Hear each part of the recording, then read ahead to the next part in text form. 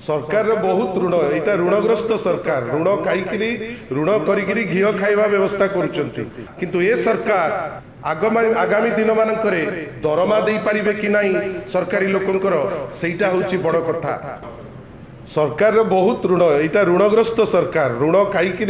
ऋण करी घीओ खाइबा व्यवस्था करुचंती 91,000 कोटी 18 मास भितर ए सरकार ऋण कलानी।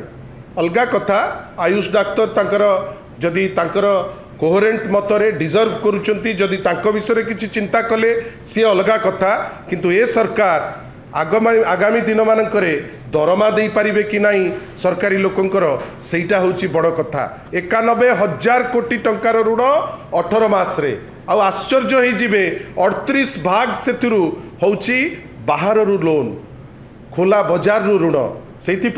आमे को आड़ को गति करुचे सेटा गोटे बड़ प्रश्नवाची किंतु एइटा अलगा कथा जे जदि आपण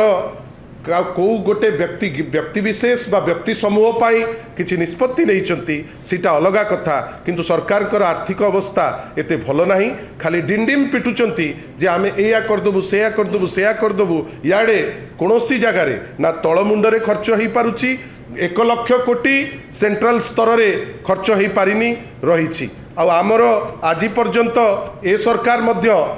आमर डबल इंजिन सरकार ओडिशा रे मात्र 40 भाग तार जो बजेट रो खर्च से करि पारिछि बाकी खर्च करि पारि नाही आ अनेक एमती प्रोजेक्ट्स अछि जोटा सेंट्रली फंडेड हबा कथा सेंट्रल ताकू फंड करू नाही जोथि पाई वर्तमान राज्य सरकार डबल इंजिन टा अछि बेली जतैबा पाई ओडिशार तहबिल रो जो पैसा खर्च करुची किंतु ना नौची जे इटा